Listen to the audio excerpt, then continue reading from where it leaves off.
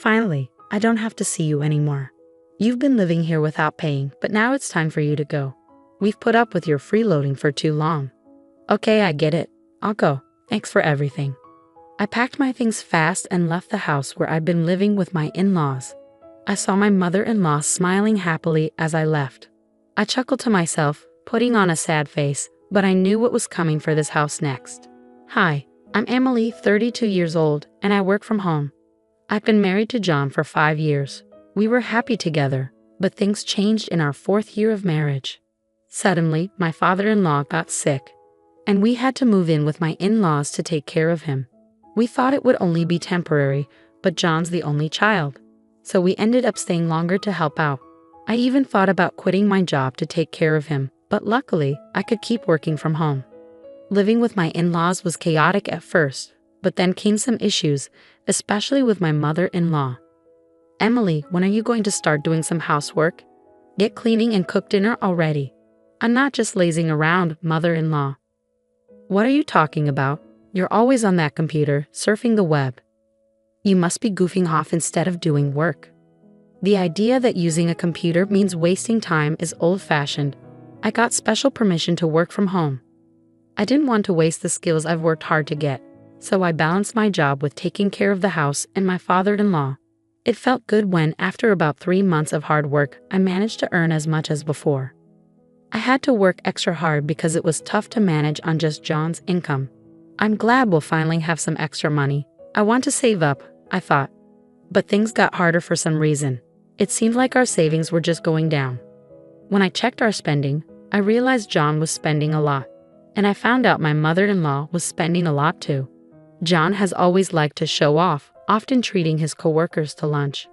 But lately, he's been using our credit card to throw big parties for them. Obviously, if you spend more than you earn, your savings will go down. As for my mother-in-law, she's picked up a bunch of expensive hobbies with her friends, spending money on classes and socializing without thinking twice. With both John and my mother-in-law piling chores and caregiving on me while spending recklessly, I reached my limit. I was covering all our expenses with my income and couldn't even think about saving money. It stressed me out, so I decided to talk to them. John, Mom, you've been spending a lot lately. We're going to run out of savings if we keep this up. Can you please cut back on spending? But they both pushed back strongly. You think I want my coworkers to see me as cheap? I have to treat them sometimes. It's okay to not always be the one treating, and they won't think you're cheap if you're not always throwing parties. I have to be considerate at work too, you know. It's one thing to treat your coworkers to lunch, but taking them to a bar on your tab? How does that have anything to do with work? You're just doing it for fun, right? And don't pretend you don't know. You come home drunk and brag about it. You're having way more fun than talking to your own mom. You see what I mean, right? Haha. I go to my classes too, to have fun with my friends. Are you saying I should just stay home? You're not being a good wife. You, who only know how to do housework, have no right to tell me what to do. Why is she acting so superior when all she does is stay at home? I work too, you know. I earn money and help with the household. I'm also taking care of your dad, not just doing chores. Stop lying. My mom takes care of Dad, and since you're not even going to the office, you're not making much, are you? Who do you think you are, acting all superior just because you work part-time? I was stunned, speechless. It seemed like they didn't understand that I was really working, taking care of the house and my father-in-law, all while earning money. And my mother-in-law seemed to have told John that she was the one looking after my father-in-law, making me seem lazy. I thought about leaving many times, but I stayed for my father-in-law. He's always been kind to me since I married John, always saying, "Emily, I'm sorry you have to put up with so much." Father-in-law, I don't mind taking care of you. What are you talking about? I feel bad needing care, but I feel worse about how your son and wife are treating you. They're taking advantage of you, aren't they? Well, yes, we couldn't make ends meet with just John's income. It's all thanks to your hard work that we're getting by. Father-in-law, you knew. It turned out my father-in-law had known about our household situation all along. Whenever he needed care, he'd thank me and speak kindly to me. I loved him dearly, so taking care of him wasn't a burden at all. But I worried about what would happen to him if I left. So I decided to look after him diligently until he passed away, which happened about a year later.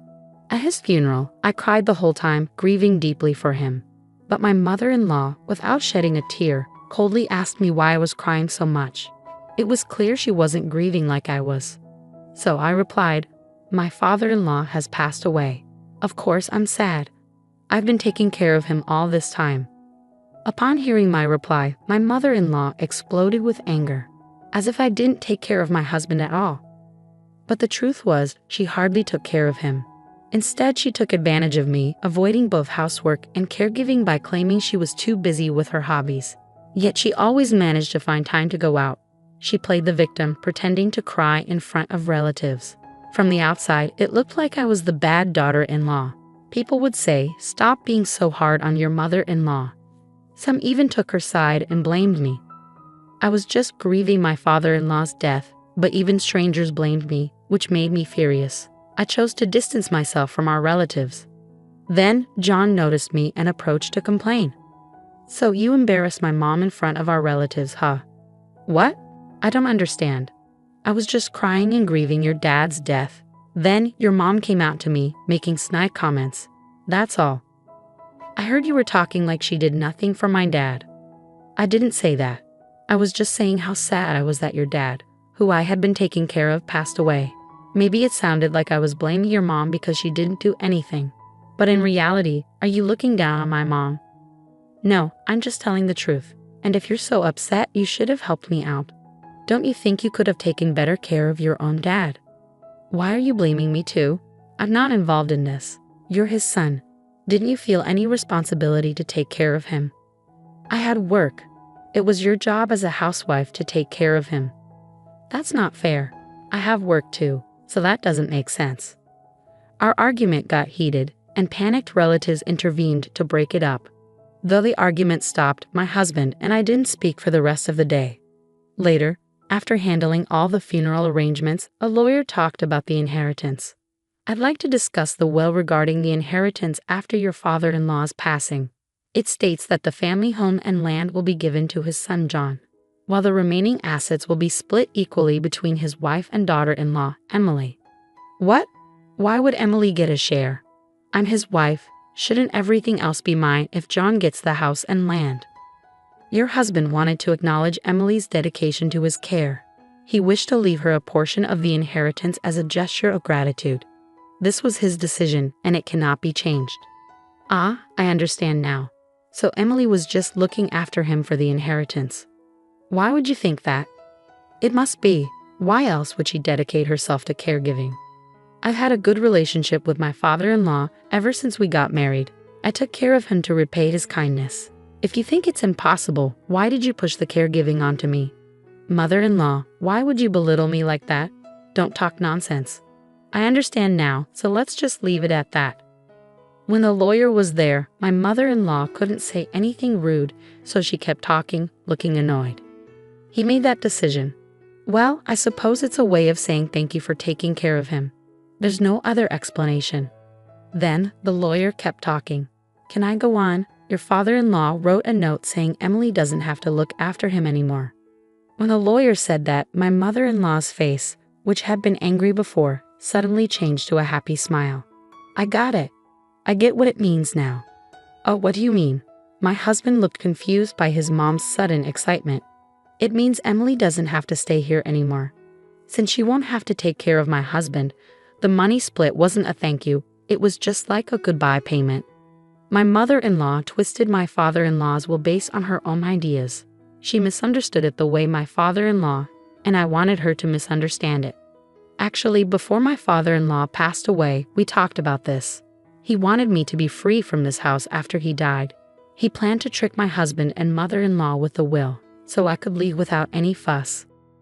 Just as my father-in-law planned, my mother-in-law, totally fooled, is trying to get rid of me.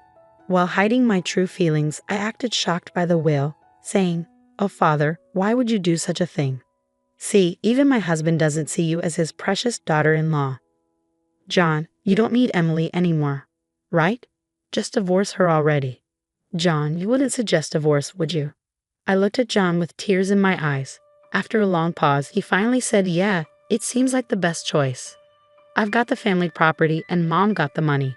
I won't have to worry about taking care of anyone in the future, and I won't have any issues with Emily. What? I understand. That's how it is. I'm sorry, but could you please leave? Okay, I guess I don't belong here anymore. Feeling just as hurt, I took a paper from my drawer and handed it to my husband. It was something I had picked up during a past argument, the divorce papers. Without hesitation, he signed them. Finally, I don't have to deal with you, a freeloader who doesn't contribute. Leave. Consider yourself lucky I tolerated you for this long. I understand. I'll go now. Thank you for everything up until now. By the way, since the lawyer's here, I'd like to talk about. It's fine if there's no need for property division, right? I've already received enough from my father-in-law's inheritance. And you know what, Emily? I've managed to support myself just fine.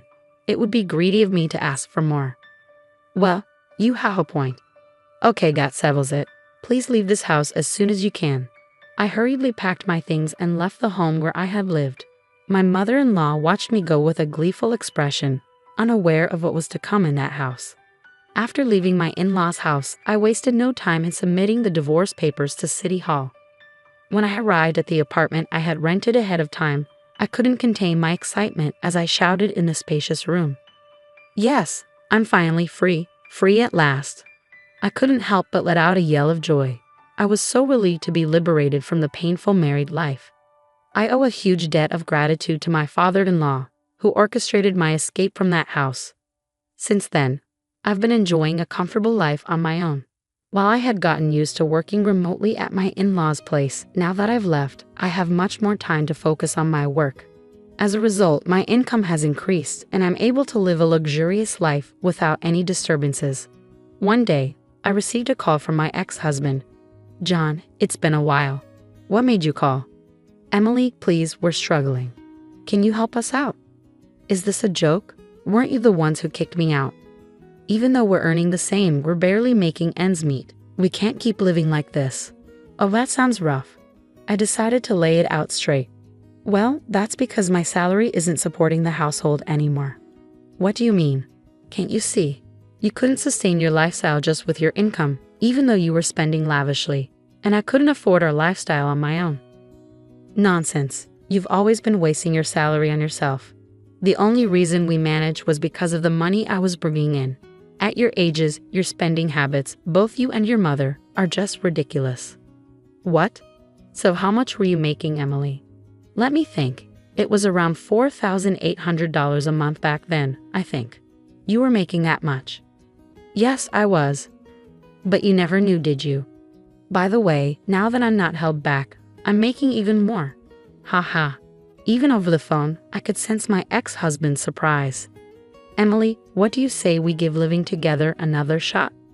Huh? Kicking you out was a mistake. We can start over, can't we? What are you saying? You're just interested in my money. No, it's not about that. I've realized I still love you, Emily. Don't be ridiculous. I have no interest in going back to you. By the way, what about the inheritance your mother got? You should still have plenty left from that, right? Well, it's almost gone. There's no way she got around $100,000, right? You couldn't have spent it all so quickly. We went shopping and took trips overseas. Plus, we lost almost half of it in casinos. Both of you are beyond help. I'm speechless. I'm a stranger now. I can't do anything about it, and I don't want to. But don't say such cold things. Help us. I don't care. I'm hanging up. Don't call me again. After ending the call, I promptly canceled my ex-husband's phone contract. I had no clue what happened to him and my ex-mother-in-law after losing all communication means. However, nearly a year later, as I passed by their house, I noticed it had been demolished. They must have had to let go of it due to financial troubles.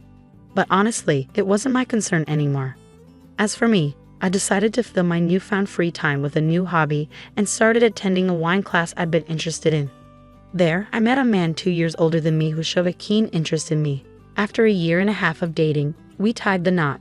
He's a down-to-earth and kind-hearted man, making waves at a prestigious company and earning a good salary. He respects my work, and we share a happy married life built on mutual respect. Lately, I've been pondering if this newfound happiness was a gift from my father-in-law,